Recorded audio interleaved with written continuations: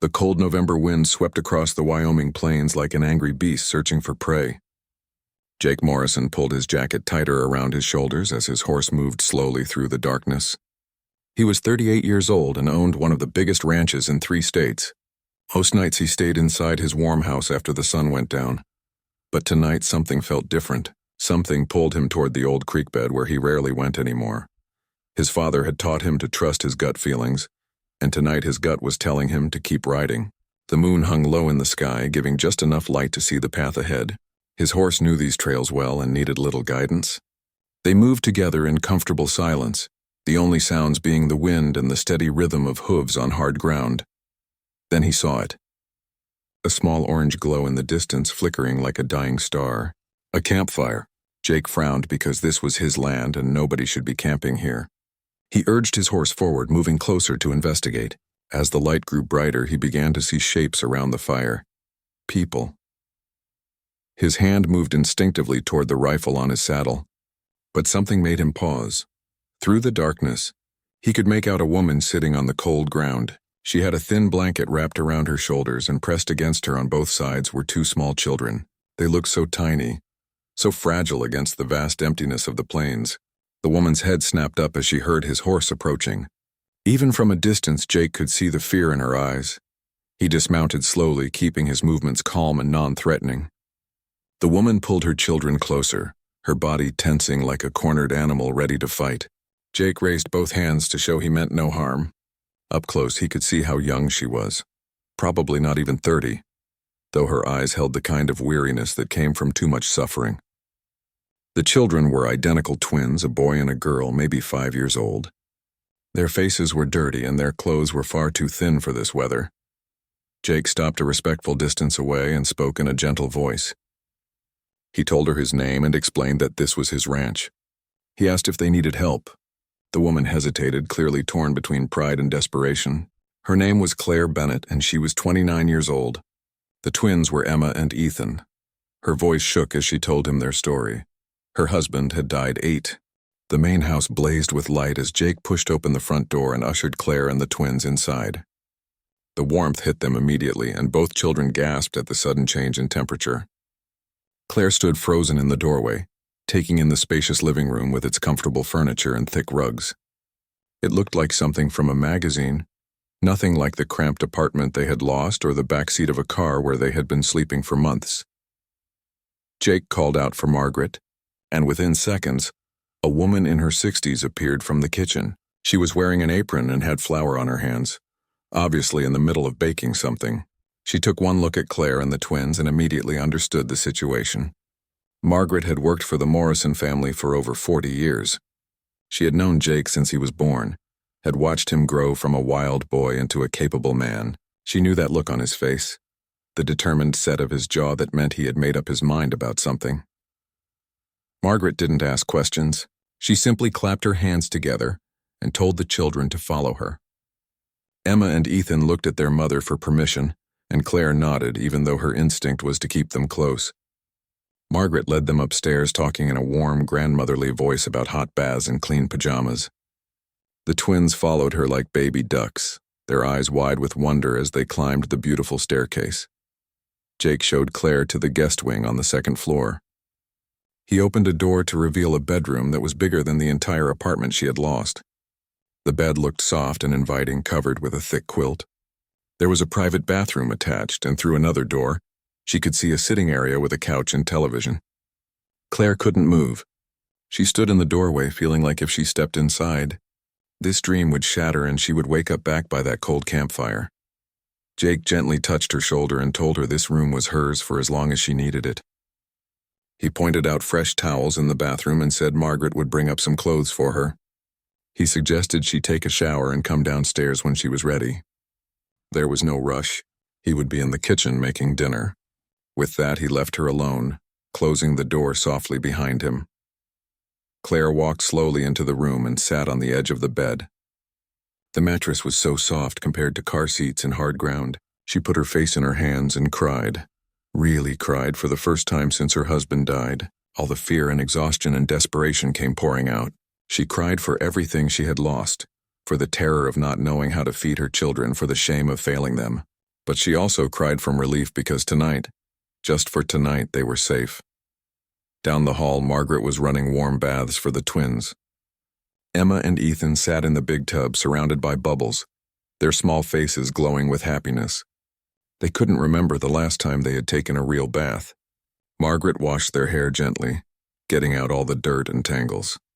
She talked to them about the ranch, about the horses and cattle, about her cat named Whiskers, who was probably sleeping somewhere in the house. The twins listened and asked shy questions, slowly starting to relax. After their baths, Margaret dressed them in soft pajamas that she had dug out from storage. They had belonged to Jake when he was little and they were a bit too big, but the children didn't care. She led them to a bedroom with 2 twin beds, freshly made with clean sheets. On each pillow she had placed a stuffed animal, a rabbit for Emma and a horse for Ethan. The twins clutched these gifts like treasures, their eyes shining with gratitude. Margaret told them their mother would come check on them soon, but first they needed to eat something. She took their hands and led them downstairs to the kitchen where Jake was cooking. The smell of food made both children's stomachs growl loudly. Jake laughed and told them to sit at the big kitchen table. He served them scrambled eggs, bacon, toast with butter, and glasses of cold milk. The twins ate like they were starving, which they nearly were. Jake watched them eat and felt his heart clench. These children had been living on the edge of survival, and yet they had perfect manners. They said please and thank you. They didn't grab or fight over the food. Their mother had raised them right despite everything falling apart around them. He found himself admiring Claire even more. She had kept her children safe and decent through circumstances that would have broken most people. Claire appeared in the kitchen doorway about 20 minutes later. Her hair was wet from the shower, and she wore clothes that Margaret had left for her. The jeans were a little loose and the sweater was oversized, but she looked clean and warm. Her face was scrubbed pink, making her look younger and less worn down. She saw her children eating at the table and rushed over to them, checking them over, touching their clean faces, their brushed hair, their warm pajamas. Jake served her a plate of food and she sat down with her children. She tried to eat slowly, to maintain some dignity, but she was so hungry that she finished everything within minutes.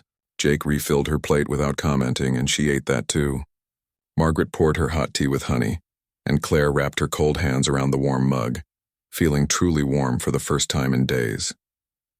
After dinner, Jake showed Claire where everything was in the house. The television in the living room, the library full of books, the pantry stocked with food. He told her to help herself to anything she needed. He gave her his phone number and told her to call him if she needed anything during the night. His bedroom was in the other wing, so she would have complete privacy. Claire put the twins to bed in the room Margaret had prepared. They snuggled under the warm blankets, clutching their new stuffed animals. Emma asked if this was heaven, and Claire had to hold back tears as she told her no, just a very nice house belonging to a very kind man. Ethan asked if they could stay forever, and Claire honestly didn't know how to answer that. She kissed them both goodnight and told them to sleep well. For the first time in months, she didn't have to worry about them being cold or hungry or scared. Downstairs, Jake sat alone in his study, thinking about the family now sleeping under his roof. He had acted on impulse tonight, something he rarely did in business. But this wasn't business. This was something else entirely. He thought about Claire's face when she told him about losing everything, about those 2 small children shivering by a dying fire. He knew he had done the right thing by bringing them here. Now he just had to figure out what came next. In her room, Claire lay awake in the comfortable bed staring at the ceiling. She was grateful beyond words for Jake's kindness, but she was also terrified. She had learned that nothing came free in this world. Sooner or later, Jake Morrison would want something from her. She just hoped that when that time came, it would be something she could afford to give. She resolved to leave at first light before things got complicated, before she owed him more than she could ever repay. But when dawn came and she crept downstairs, she found Jake already in the kitchen cooking breakfast. He turned when he heard her and smiled. He told her to sit down because they needed to talk about her future. Claire's heart sank, thinking, here it comes, here's the price. But what Jake said next left her completely speechless. He had a job offer for her, and it might just be the answer to all her prayers. Jake set a plate of eggs and bacon in front of Claire and poured her a cup of fresh coffee. The kitchen smelled wonderful, like safety and normalcy. things she had almost forgotten existed. She wrapped her hands around the warm mug and watched him with cautious eyes, waiting for the other shoe to drop. Jake sat down across from her and started talking in that same straightforward manner he had used the night before. He told her he had been up most of the night making phone calls and thinking about her situation. His ranch manager's wife, a woman named Linda, had been working in the ranch office for the past 3 years. She handled all the bookkeeping, correspondence with buyers, scheduling, and general administrative work. 2 weeks ago, Linda announced she was quitting. Her parents were getting old and sick, living in another state, and she needed to move closer to take care of them. Jake had been dreading finding a replacement because good office managers were hard to find, and he hated dealing with paperwork himself. Then he had found Claire by that campfire, and it had hit him like lightning. Before her husband died, before everything fell apart, what had she done for work? Claire told him she had worked in accounting for a mid-sized company in Denver. She had been good at her job, detail-oriented and organized. She had only quit when the twins were born because childcare costs were too high. Jake leaned forward, his eyes intense, and told her he was offering her the job. Claire stared at him in disbelief. It couldn't be that simple. Nothing in her life had been simple for a very long time. Jake continued talking, laying out the details like he was presenting a business proposal. The salary he mentioned made her jaw drop. It was more than she had made in Denver, and the cost of living here was much lower. The job came with full health insurance, dental and vision included, covering her and the twins. There was a retirement plan, paid vacation, and sick leave. But the best part, he said, was the housing. About half a mile from the main house, there was a small cottage on the property. It had 2 bedrooms, a full kitchen, a living room, and a front porch. It was fully furnished and included all utilities. Employees who lived on the ranch could use the cottage as part of their compensation package. If Claire wanted the job, the cottage was hers. She and the twins could have their own place, their own home. Claire felt tears starting to fall again, and she angrily wiped them away. She asked him why he was doing this. What did he really want from her? Jake met her eyes steadily and told her the truth. He was a businessman, and he had built his success on recognizing opportunities and making quick decisions. He saw in her what he recognized in himself, someone who had been knocked down hard but refused to stay down, someone who fought for their family, who did whatever it took to survive. He needed a reliable office manager, and she needed a job and a place to live. It was a business arrangement, nothing more and nothing less. Claire wanted to believe him, but suspicion had become her default setting after months of disappointment and betrayal. She asked what happened if it didn't work out. If she took this job and failed, where would that leave her and her children? Jake told her they would handle that if it happened, but he didn't think it would. He had a good feeling about her. Besides, there would be a proper contract, everything legal and official. She would have rights and protections just like any other employee. He pulled out his phone and called his lawyer right there at the kitchen table. He explained the situation and asked him to draw up an employment contract. Then he called his accountant and had her set up Claire in the payroll system. Within an hour, Claire was officially employed by Morrison Ranch. She sat there in shock as Jake efficiently arranged her entire future with a series of phone calls. Margaret came into the kitchen with the twins, who were dressed in clean clothes that she had somehow procured from somewhere. The children ran to their mother, talking excitedly about the horses they had seen from their bedroom window. Claire hugged them tight and told them she had some news. She had gotten a job and they were going to stay here on the ranch. They would have their own little house, and she would work in an office helping Jake run his business. Emma and Ethan's faces lit up with joy. Ethan asked if they could really stay and see the horses every day. Emma wanted to know if they could go to a real school with other kids. Claire told them yes to both questions, her voice breaking with emotion. The twins hugged her and then, without hesitation, hugged Jake too. He froze for a moment, not used to such open affection, then awkwardly patted their heads. Margaret smiled at the scene, her old eyes twinkling with approval. After breakfast, Jake took them all to see the cottage. They piled into his truck and drove down a dirt road that wound through pastures where cattle grazed peacefully. The cottage appeared around a bend, small and charming with white walls and blue shutters. There was a wooden porch with a swing, and the yard was surrounded by a white picket fence. It looked like something from a storybook. Exactly the kind of home Claire had dreamed of giving her children. Inside, the cottage was perfect. The living room had a comfortable couch and chairs, a television, and bookshelves. The kitchen was small but well equipped with everything they would need. The 2 bedrooms were just the right size, and the bathroom had a deep tub that Emma immediately fell in love with. The windows looked out over horse pastures, and in the distance, mountains rose against the blue sky. Claire walked through the rooms in a daze, touching the furniture, opening cabinets, trying to make this feel real. The twins ran from room to room, already claiming their bedroom and planning where they would put their few belongings. Jake watched them with satisfaction, pleased that his instinct had been right. This family belonged here. He could feel it in his bones. He told Claire to take the day to settle in. Margaret would bring over some groceries and basic supplies. Tomorrow she could start learning the ropes in the office. Linda had agreed to stay on for 2 more weeks to train her replacement, so Claire would have plenty of help getting up to speed. He gave her keys to the cottage and to the office, as well as a phone with his number programmed in. If she needed anything at all, she should call him immediately. After Jake left, Claire sat on the porch swing with her children on either side of her. They swayed gently back and forth, watching the horses in the nearby pasture. The sun was warm on their faces, and the air smelled like grass and freedom. Claire felt something she had not felt in 8 long months. She felt hope. Maybe, just maybe, their luck had finally changed. Maybe this cowboy with his kind eyes and straightforward manner was exactly what he seemed to be. A good man doing a good deed. That evening, Margaret arrived with boxes of groceries, linens, and household supplies. She helped Claire stock the kitchen and make up the beds. She brought toys for the twins, books and games and art supplies. She showed Claire how to work the washer and dryer, where the thermostat was, how to use the television. She was patient and thorough, treating Claire not like charity but like family. As night fell, Claire tucked her children into their new beds in their new home. They were asleep within minutes, exhausted from excitement and happiness. Claire stood in their doorway watching them sleep, marveling at how much had changed in just 24 hours. Yesterday they had been homeless and hopeless, shivering by a dying fire. Today they had jobs and home and possibility. She walked out onto the porch and sat on the swing, looking up at the stars.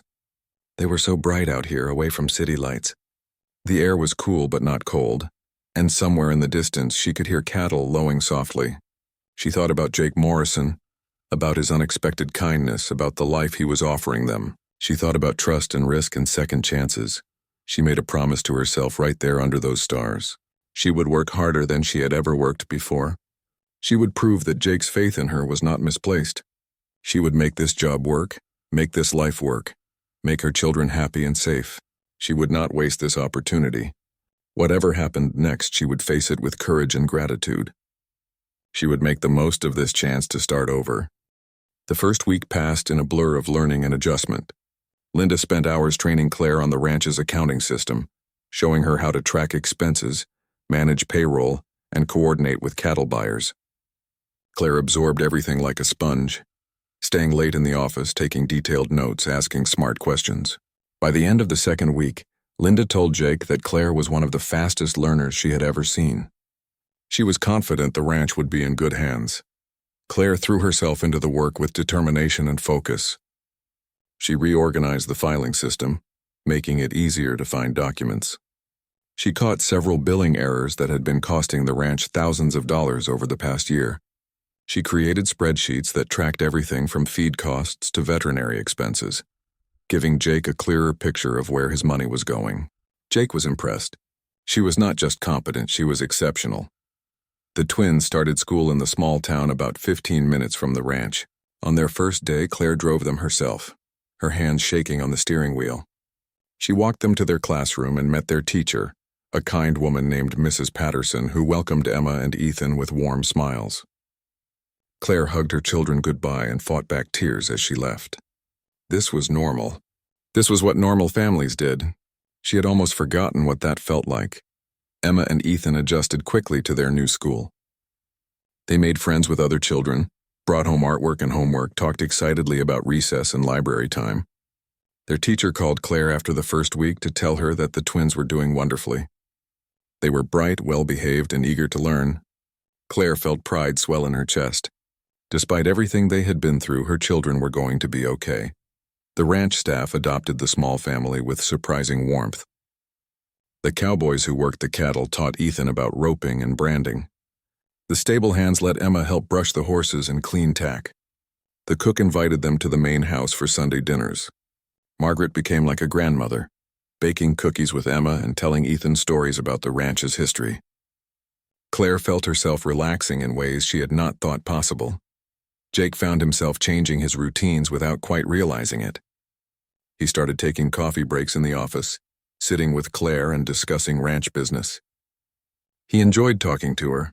She was smart and funny, with a dry wit that caught him off guard. She asked good questions about the cattle operation, genuinely interested in learning how everything worked. She shared stories about her life before, about her late husband who had been a good man, about the dreams they had shared. He also started spending time with the twins. On weekends, he taught them to ride on gentle old horses that would not spook at anything. Emma turned out to be a natural, sitting tall in the saddle with fearless grace. Ethan was more cautious but determined, refusing to give up even when he struggled. Jake saw himself in that boy, that stubborn refusal to quit. He found himself looking forward to these riding lessons, to the sound of the children's laughter, to the way Emma's face lit up when she got something right. Margaret watched all of this with knowing eyes. She had been hoping for years that Jake would find someone, settle down, stop living like a hermit focused only on work and profit. She had seen the change in him over the past month. The way he smiled more, laughed more, seemed lighter somehow. She saw the way he looked at Claire when he thought no one was watching, the way Claire looked at him. Something was growing between them, something neither of them was ready to acknowledge yet. One Saturday afternoon, Jake invited Claire and the twins to go with him to check on some cattle in the far pasture. They all rode together, Jake and Ethan on one horse, Claire and Emma on another. The day was beautiful, warm and clear with endless blue sky. They found the cattle healthy and grazing peacefully. Jake showed the twins how to count the calves, how to check if any animals looked sick or injured. The children were fascinated, asking a million questions. On the ride back, Emma started singing a song she had learned in school. Ethan joined in, and then Claire, her voice soft but pretty. Jake listened and felt something shift in his chest. This felt right. This felt like family, like home, like everything he had been missing without knowing it. He found himself thinking dangerous thoughts about the future, about what it might be like if this was not temporary, if these three people stayed in his life permanently. That night, after the twins were in bed, Claire invited Jake to stay for coffee on the cottage porch. They sat on the swing, rocking gently, talking about everything and nothing. Jake told her about his father, about growing up on this ranch, about the pressure he had felt to save it after his father died. Claire talked about meeting her husband in college, about their early years of marriage, about the shock and devastation when he died. She thanked Jake again for everything he had done for them.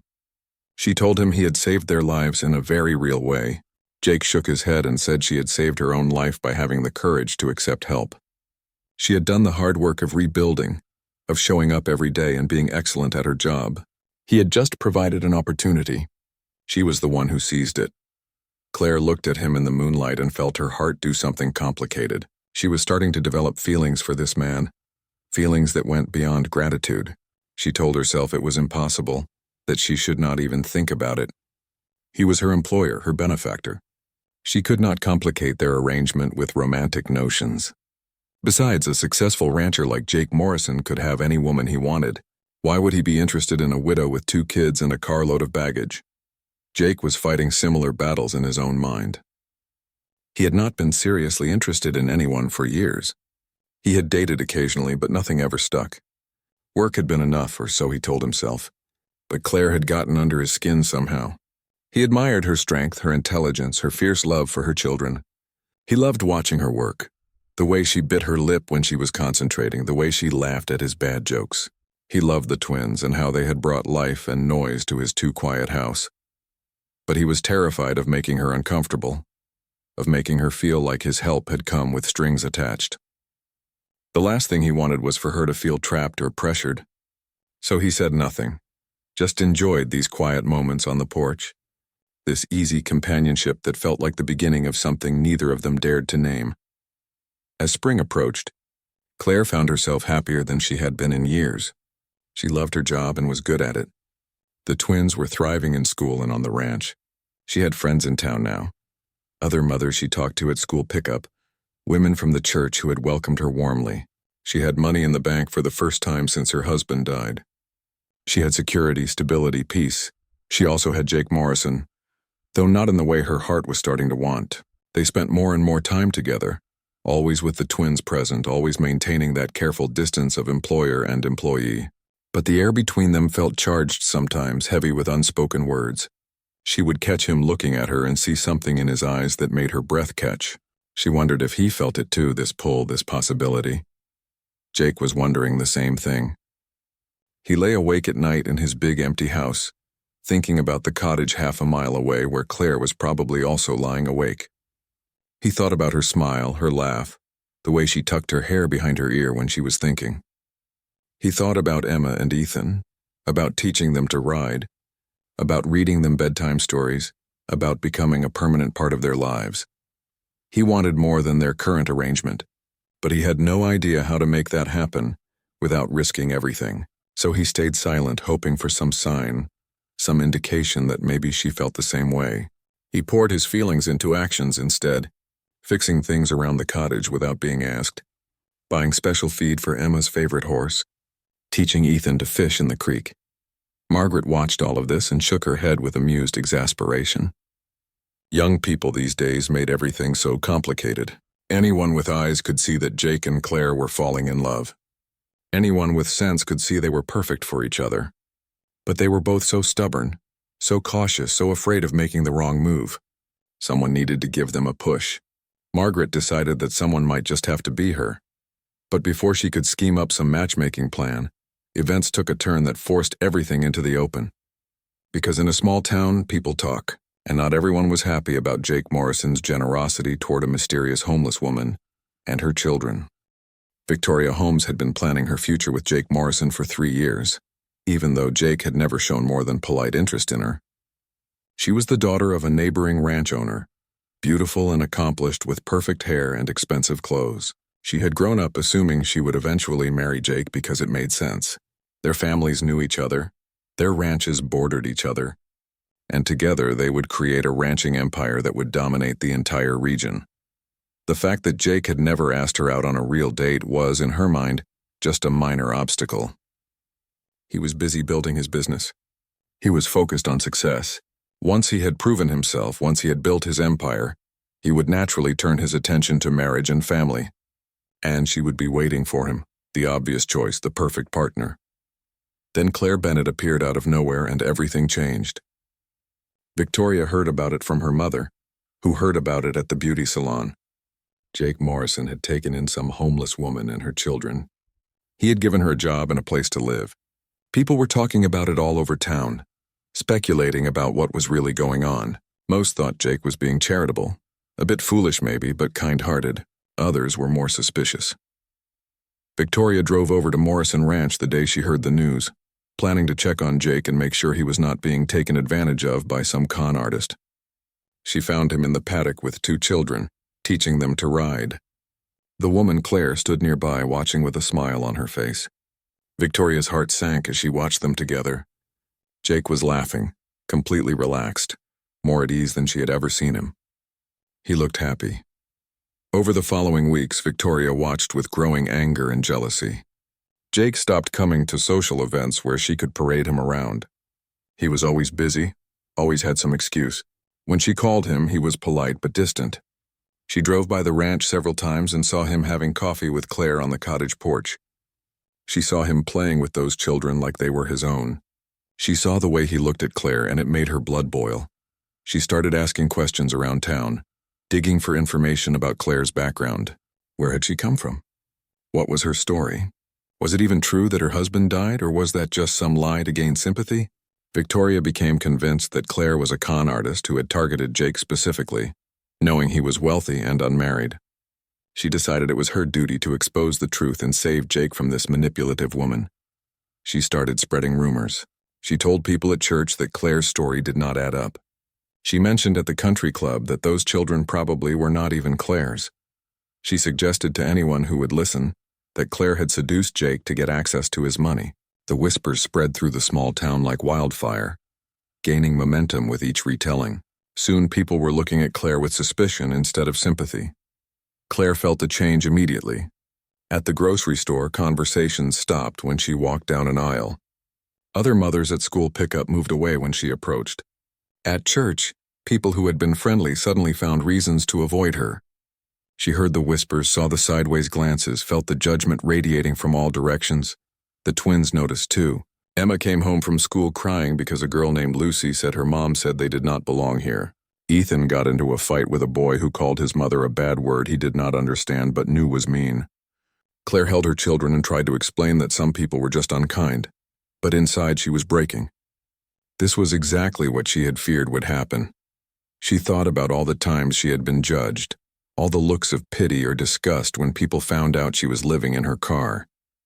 She thought about social workers who had threatened to take her children away if she could not provide proper housing. She thought about employers who would not hire her because she had kids and no permanent address. She had clawed her way out of that nightmare, had built something good and stable, and now it was all being destroyed by gossip and suspicion. Jake noticed the change in Claire. She became withdrawn and quiet at work. She stopped accepting his invitations to coffee or dinner. When he asked if something was wrong, she said everything was fine, but he knew she was lying. He started hearing the rumors himself, angry comments from people in town about how he was being fooled, how he should be careful, how that woman was obviously using him. At first, he ignored it. People always talked, and he had never cared much about gossip. But when he overheard someone at the feed store say something crude about Claire, something that implied she was trading favors for housing, he nearly punched the man. Margaret had to physically restrain him and drag him outside. That night he realized the rumors were poisoning everything. They were hurting Claire and the twins, and that was unacceptable. He tried to talk to Claire about it, but she brushed him off. She said she could handle it, that she had dealt with worse, but Jake could see she was barely holding it together. The light had gone out of her eyes. She looked defeated, worn down, like she was right back where he had found her by that campfire. One evening, Claire came to his office. She was pale and her hands shook as she handed him a letter. It was her resignation. She said she had saved enough money for a deposit on an apartment in the next town. She would leave at the end of the week. She thanked him for everything he had done, but she could not stay here anymore. She could not let her presence damage his reputation or make her children targets for cruelty. Jake read the letter and felt rage building in his chest. This was Victoria's doing. He had heard she was behind most of the rumors.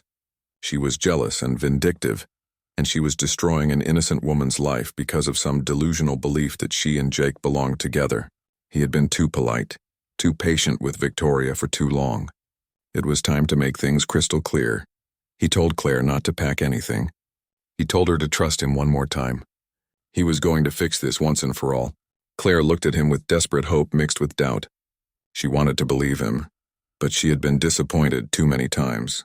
Jake made a phone call right there in front of her, his voice hard and commanding. He was calling an emergency town meeting at the community center. Everyone was invited. Actually, everyone was expected to attend.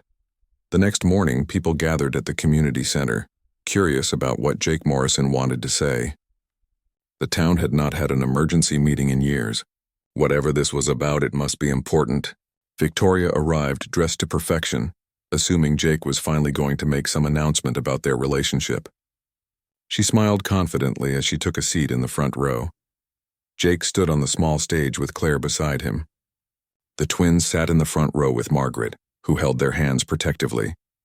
Jake looked out at the crowd, at all these people he had known his whole life, and he began to speak.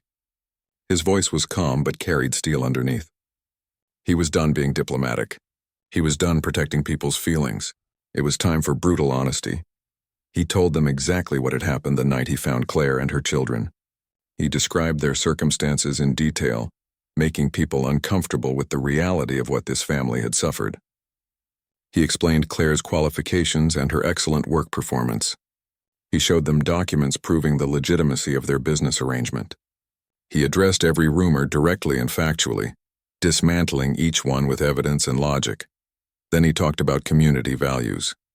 He reminded them of times when this town had pulled together to help people in need. He asked them when they had become the kind of people who attacked a woman and her children instead of offering compassion. He challenged them to look in the mirror and decide if they liked what they saw. Finally, he made his position absolutely clear. Claire and her children were under his protection. Anyone who had a problem with that had a problem with him. And given that his ranch employed 30 people, bought supplies from every business in town, and donated generously to every community cause, they might want to reconsider their positions. The room was silent. People shifted uncomfortably in their seats. Then Victoria stood up, her face red with humiliation and anger. She accused Jake of being blinded by infatuation, of making a fool of himself over some homeless woman who probably planned this whole thing.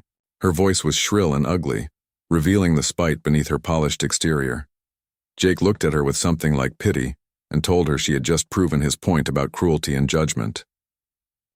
Jake held Emma in his lap and looked at both twins with tears in his eyes.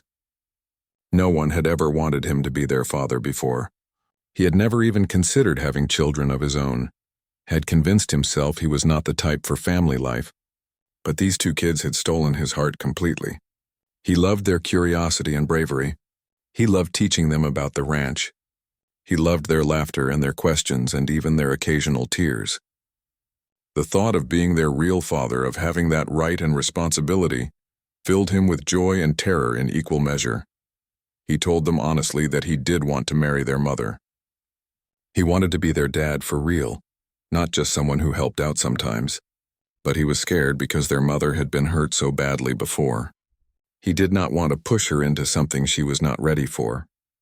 He wanted her to choose him because she wanted to, not because she felt obligated or grateful.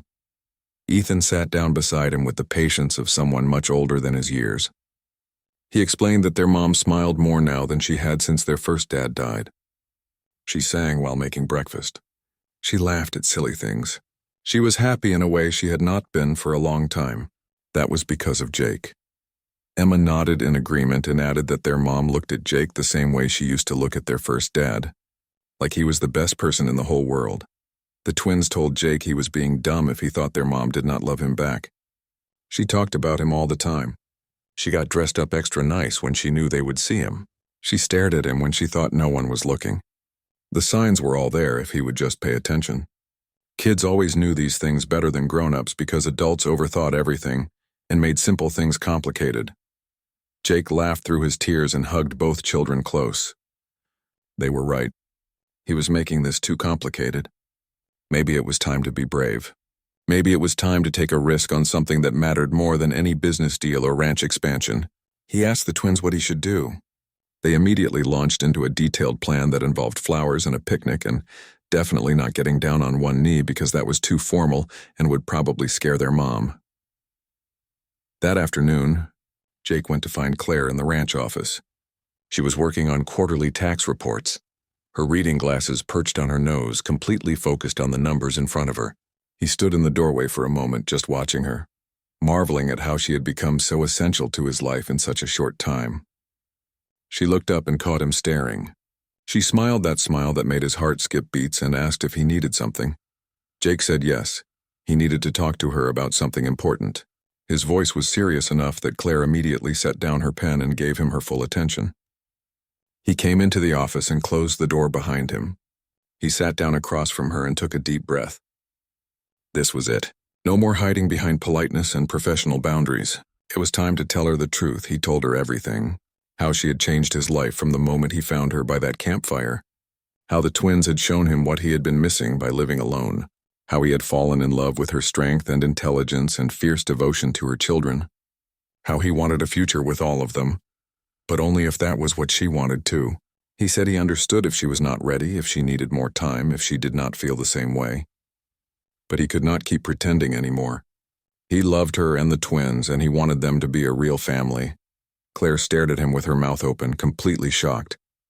She had spent months trying to convince herself that Jake's kindness was just generosity, that his attention was just friendliness, that she was reading too much into every gesture and smile.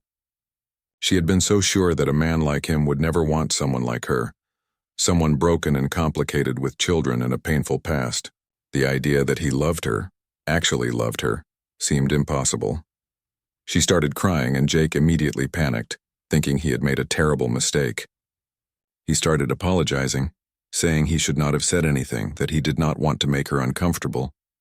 Claire cut him off by standing up and walking around the desk. She told him to stop talking. Jake fell silent, terrified he had ruined everything. Claire looked at him through her tears and told him her own truth. She had been falling in love with him for months, maybe since the very beginning.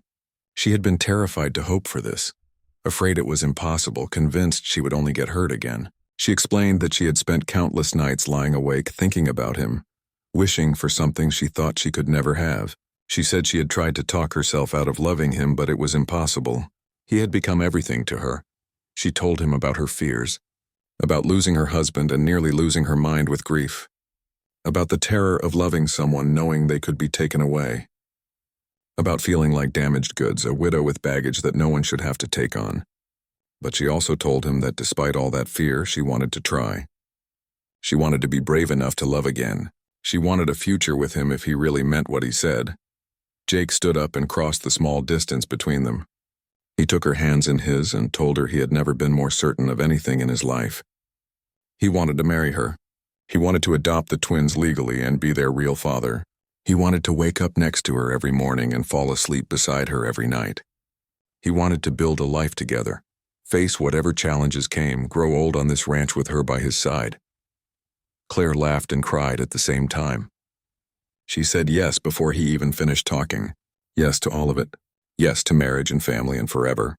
Jake pulled her into his arms and kissed her for the first time. It was gentle and sweet and full of promise. They stood there in the ranch office holding each other, both of them shaking with emotion and relief and joy. The twins burst through the door seconds later, having been listening outside. They ran to Jake and Claire, who broke apart laughing at being caught. The children did not care. They jumped up and down with excitement, shouting that they were going to be a real family. Jake picked up Emma and Claire picked up Ethan, and they stood there together, the four of them finally complete. Margaret appeared in the doorway, drawn by the commotion. She took one look at the scene and smiled with deep satisfaction. It was about time these stubborn young people figured things out. She announced that this called for a celebration dinner and shooed them all out of the office. There was planning to be done, a wedding to arrange, a family to officially unite. That evening, they all gathered in the main house for dinner. Margaret cooked all of Jake's favorite foods. The twins were bouncing off the walls with excitement, already planning what they would wear to the wedding and whether they could have a dog now that they were becoming a permanent family. Jake and Claire sat close together at the table, hands intertwined, still hardly believing this was real. After the children were in bed, Jake and Claire sat on the porch of the main house watching the sun set over the ranch. This would be her home now. Not just the cottage, but this house, this life, everything. Jake pulled out a small box that he had been carrying in his pocket all day. Inside was his grandmother's engagement ring, a simple gold band with a small diamond. He had retrieved it from the safe that afternoon, knowing somehow that today would be the day. He slipped the ring onto Claire's finger, and it fit perfectly. Claire looked at it and thought about the journey that had brought her here. From a freezing campfire where she had nothing to this porch where she had everything, from hopelessness to hope, from surviving to thriving, from believing she would never love again to finding someone who loved her and her children completely. Jake asked her what she was thinking about. Claire leaned against his shoulder and told him she was thinking about the night they met. About how he had offered his hand and said those 3 simple words that had changed her life forever. Follow me home. She had followed him out of desperation, not knowing where it would lead. Now she knew. It had led here to this moment, to this man, to this family. It had led home in every sense of the word. They set a date for September, giving them a few months to plan but not waiting too long. Neither of them saw any reason to delay starting their real life together. The twins started calling Jake Dad immediately, not waiting for the official adoption papers. He loved hearing it every single time. Never got tired of those small voices saying, "Dad, can you help me?" or "Dad, look what I made." It filled something in him he had not known was empty. The town responded to the engagement news with genuine happiness. Most people had come around after Jake's speech at the community center, and those who had not learned to keep their opinions to themselves. The pastor offered to perform the ceremony. The ladies from church volunteered to help with planning. Local businesses offered discounts on everything from flowers to catering. The community was rallying around them, making up for their earlier failures. Victoria heard about the engagement and left town shortly after. Her parents were embarrassed by her behavior and sent her to stay with relatives in another state. Some people felt sorry for her, but most just felt relief that her poison was gone. Jake heard she eventually married a lawyer in California. September arrived with clear blue skies and warm sunshine. The wedding was held on the ranch outdoors in a meadow where wildflowers bloomed in every color. Chairs were set up in neat rows, and an arch covered in white roses marked where Jake and Claire would exchange their vows. The guest list included everyone from the town who wanted to come, and nearly everyone did. This was not just a wedding, but a celebration of community and second chances. Claire wore a simple white dress that Margaret had helped her choose. It was elegant without being too formal, perfect for a ranch wedding. Emma wore a matching flower girl dress in pale pink and carried a basket of rose petals. Ethan wore a small suit with a bow tie and stood beside Jake as the ring bearer. The boy took his job very seriously, holding the rings like they were precious jewels. Jake stood at the altar watching Claire walk toward him, and he had to blink back tears. She was beautiful, but more than that, she was his. This incredible woman who had survived so much, who had fought so hard for her children, who had taken his lonely life and filled it with love and laughter. He could not believe his luck. That night by the campfire he had thought he was saving her. But the truth was she had saved him right back. The ceremony was simple and heartfelt. The pastor spoke about love and faith and the power of new beginnings. Jake and Claire exchanged vows they had written themselves. Jake promised to love and protect not just Claire but Emma and Ethan too. He promised to be the father they deserved, the partner Claire needed, the man worthy of the gift they had given him. Claire promised to build a life with him, to trust him with her heart despite her fears, to choose hope and love over pain and loss. When the pastor pronounced them husband and wife, Jake kissed Claire softly while the crowd cheered. Emma and Ethan rushed forward to join the hug, and the four of them stood together in a family embrace. Margaret cried openly, not even trying to hide her tears. Several of the ranch hands had to wipe their eyes. Even the toughest cowboys were not immune to the beauty of this moment. The reception was held in a huge tent set up near the barn. There was music and dancing, food and laughter, joy that spilled over into everything. The twins danced with anyone who would take them, spinning and twirling until they were dizzy. Jake danced with his new wife, holding her close, whispering in her ear how much he loved her. Claire felt like she was floating, like none of this could possibly be real. As the sun began to set, Jake stood up to make a speech. He thanked everyone for coming, for supporting them, for being part of their story. He talked about how life could change in an instant, how one decision could alter everything. He said that finding Claire and the twins had been the best thing that ever happened to him, and he was grateful every single day for that cold November night when something pulled him toward the creek bed. Then he turned to Emma and Ethan and told them he had something for them. He pulled out official adoption papers that his lawyer had prepared. He had already signed them. If the twins wanted, if Claire agreed, he would officially become their father in the eyes of the law. They would be Morrisons, part of his family permanently and legally. Emma and Ethan did not hesitate. They rushed forward and signed their names in careful, childish handwriting. Claire signed as well, tears streaming down her face. The crowd erupted in applause. This was more than a wedding. This was the creation of a family, the joining of four people who had all been alone into something stronger together. Jake picked up both children and held them tight, feeling the weight of responsibility and love settle onto his shoulders. He was a father now. He was a husband. He was no longer alone. The party continued late into the night. When it was finally over and the guests had gone home, Jake and Claire stood in the yard of what was now their shared home. The children were asleep inside, exhausted from excitement. Tomorrow they would leave for a short honeymoon while Margaret watched the twins. But tonight they just wanted to be here, on this land that had brought them together. Claire looked around at the ranch, at the house and barns and pastures stretching into darkness. This was home now, not just a temporary shelter, Not just a job with housing included, but home in the truest sense. She belonged here. Her children belonged here. They had roots now, deep and strong, that could not be easily torn up.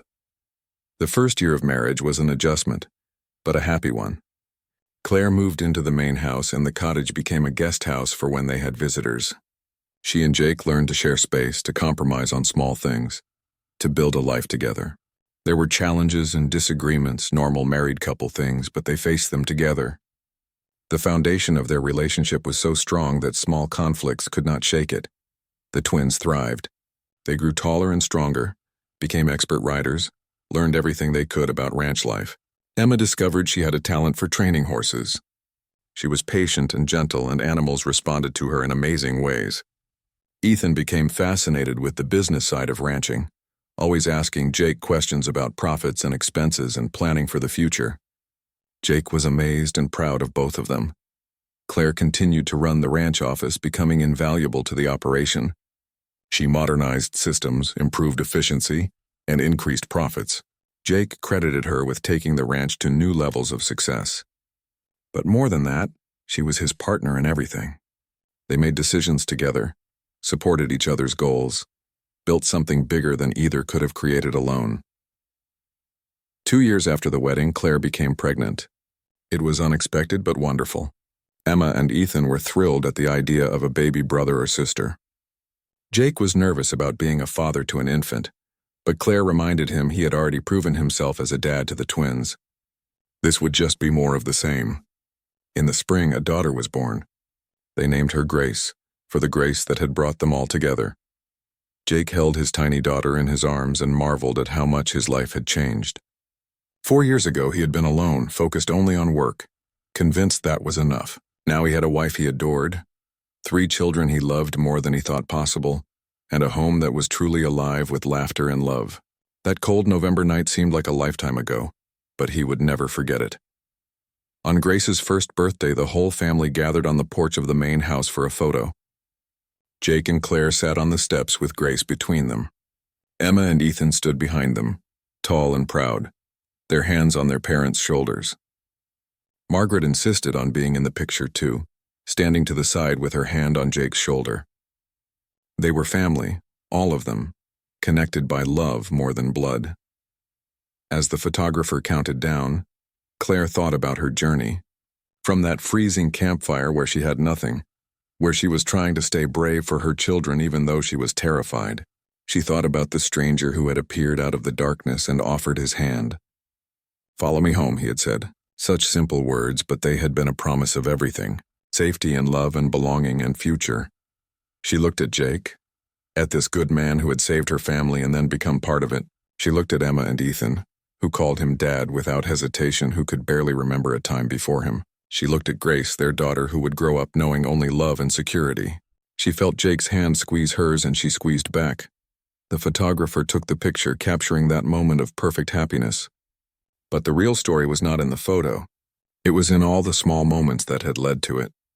Every coffee shared on the porch, every riding lesson in the pasture, every quiet conversation after the children were asleep, every time Jake had shown up steady and true, every time Claire had chosen trust over fear, every time the twins had opened their hearts to love again. Later that evening, after the birthday party was over and the children were in bed, Claire and Jake stood where they always did when they needed to think or talk. On the porch, looking out over the ranch, watching the sunset paint the sky in shades of gold and crimson. Jake asked her if she ever regretted taking the risk, trusting him that first night when he offered to help. Claire turned to him and smiled. She told him that following him home that night was the scariest and best decision she had ever made. It had taken every ounce of courage she had to accept his help, to trust a stranger, to hope that things could get better. But it had led to this life, this family, this love that she had thought was lost to her forever. She would make that choice again every single day for the rest of her life. Jake pulled her close and they stood together in comfortable silence, watching the day fade into night. The ranch was quiet now except for the usual sounds of cattle and horses settling in for the evening. Somewhere inside, their children slept safe and warm and loved. This was what home meant. Not just a place, but the people who filled it with meaning. In the distance, near the old creek bed where Jake had found Claire all those years ago. A campfire might have flickered if anyone had been there to see it, but the spot was empty now. No one sat there in the cold and dark, desperate and afraid. The woman and children who had once huddled there shivering were miles away in a warm house, surrounded by love, building a future that once seemed impossible. Sometimes Claire would drive past that spot and remember. Jake turned away from Victoria and addressed the crowd again. He told them he had one more thing to say, and this was the most important part. He looked directly at Claire as he spoke. He said that he hoped she would stay not just because she was an excellent employee, but because she and her children had become important to him. He said he valued her friendship, her presence in his life, and he would be honored if she chose to remain on the ranch permanently. The room erupted in murmurs and whispers. This was more than just defending an employee. This was Jake Morrison, the most eligible bachelor in 3 counties, publicly declaring his feelings for this woman. People looked at each other with wide eyes, processing this unexpected development. Claire stood frozen on the stage, tears streaming down her face, unable to speak. Victoria made a strangled sound of rage and disbelief. She stormed out of the community center, slamming the door behind her so hard the windows rattled. A few of her close friends followed her, but most people stayed. The pastor stood up from his seat in the middle of the room. He was an older man who had known Jake since he was baptized as an infant. He walked to the front and stood beside Jake. The pastor said he was ashamed that his congregation had failed to show Christian charity to a family in need. Ashamed that gossip and judgment had flourished in a community that was supposed to value kindness and compassion. He apologized to Claire directly, asking her forgiveness for the pain the town had caused her and her children. He promised to address these failures from the pulpit and to work on rebuilding the community's moral foundation. The school principal stood up next. Mrs. Henderson was a stern woman who commanded respect from everyone. She said that Emma and Ethan were wonderful students who deserved to feel safe and welcome in her school. She announced that she would be implementing a zero-tolerance policy for bullying, and any child who targeted the twins would face serious consequences. She also apologized to Claire for not protecting her children better. One by one, other people stood up. The owner of the grocery store apologized for the cold treatment Claire had received. The librarian said she looked forward to seeing the twins at story time. The mayor talked about the importance of supporting all families in the community. Slowly, the tide turned. People who had been swept up in Victoria's poisonous rumors began to see how wrong they had been. Not everyone was convinced. There were still some who thought Jake was making a mistake, who believed Claire must have manipulated him somehow. But they kept their mouths shut because Jake Morrison was not a man you wanted as an enemy. His ranch was too important to the local economy. His family had been in this valley for 4 generations. If he said Claire and her children were to be treated with respect, then that was how it would be. After the meeting ended, people came up to Claire to shake her hand and apologize. Some looked genuinely sorry. Others were clearly doing it because they felt they had to, but the result was the same. The open hostility was over. Claire would not have to face those cruel stares and whispered comments anymore. Emma and Ethan would not be bullied at school. They could stay. Jake drove Claire and the twins back to the ranch in silence. The children chattered excitedly in the back seat about how their Jake had stood up for them like a hero in a movie. Claire sat in the passenger seat staring out the window, processing everything that had just happened. Jake had defended her in front of the entire town. He had put his reputation on the line for her. He had said she was important to him. At the cottage, the twins ran inside to tell Margaret everything that had happened. Claire and Jake stood in the yard facing each other in the fading afternoon light. Claire tried to find words to thank him, but everything she thought of seemed inadequate. Jake had done more than save her from gossip. He had given her back her dignity. Jake told her she did not need to thank him. He said he meant every word he had said in that meeting. She and the twins had become important to him, more important than he had realized until he saw how much the rumors were hurting them. He said he would always protect them, always stand by them for as long as they wanted to stay. Claire looked up at him and felt her carefully maintained walls crumbling. She had been trying so hard not to fall for this man, trying to keep everything professional and safe. But standing here now after what he had done, she could not pretend anymore. She was falling in love with Jake Morrison, and that terrified her more than anything else in her life. She told him she did not know how to thank him properly. Jake smiled and said she could start by stopping all this talk about leaving. He wanted her here, wanted her to build a real life on this ranch, not just a temporary stopover. He wanted the twins to grow up here, to learn about ranching, to have stability and security. He wanted Claire to know she had a permanent home for as long as she wanted it. Over the following weeks, life settled into a new normal. The town's attitude toward Claire shifted from suspicion to acceptance. People went out of their way to be friendly, perhaps overcompensating for their earlier behavior. Emma and Ethan made more friends at school. Claire joined the church choir and started attending the monthly book club at the library.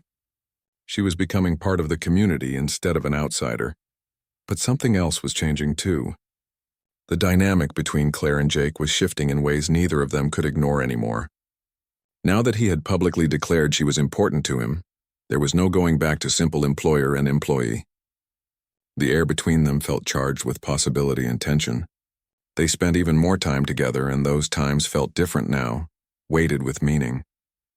Jake found excuses to stop by the cottage every evening. He would help Ethan with homework or read stories to Emma before bed. Then he would stay for coffee with Claire on the porch, and they would talk for hours.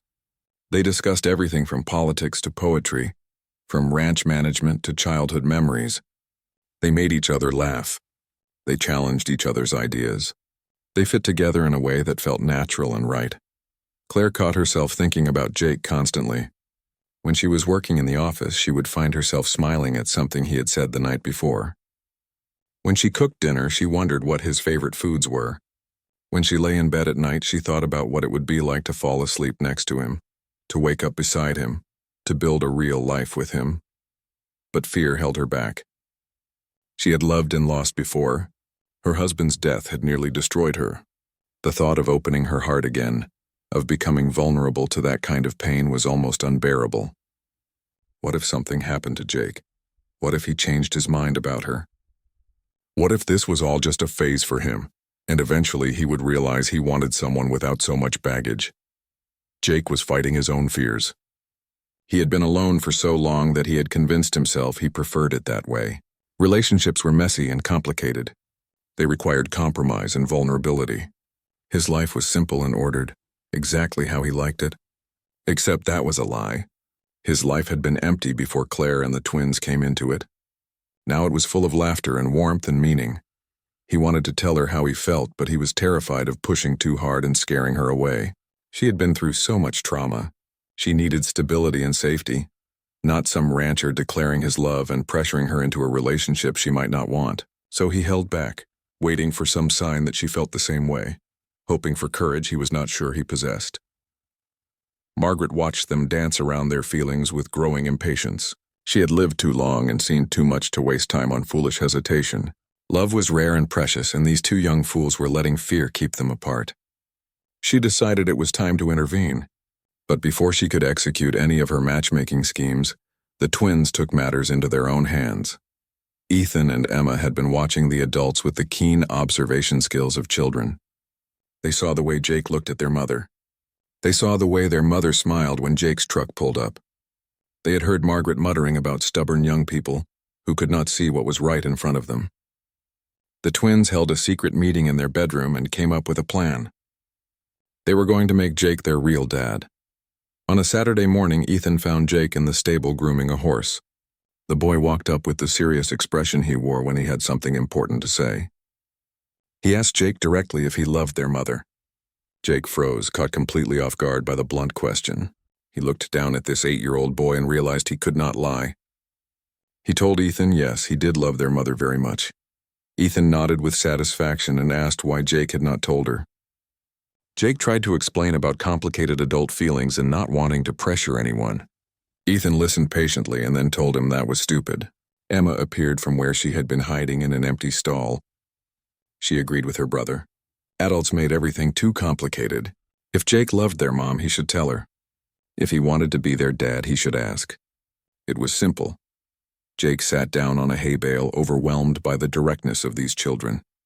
Emma climbed onto his lap and told him they had been hoping he would marry their mother. They missed having a dad, and they wanted it to be him. They already loved him like a dad.